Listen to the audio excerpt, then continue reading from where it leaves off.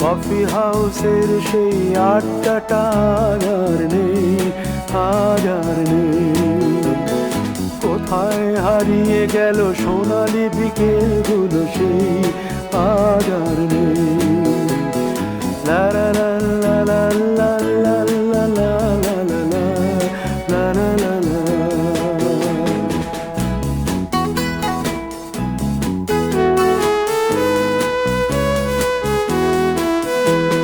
নিখিলেশ প্যারিসে, মইদুল ঢাকাতে, নেই তারা আজ কোনো খবরে।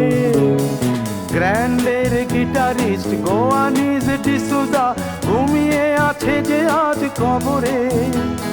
কাকে যেন ভালোবেসে আঘাত পেয়ে যে শেষে পাগলা গারদে আছে রমা রায়।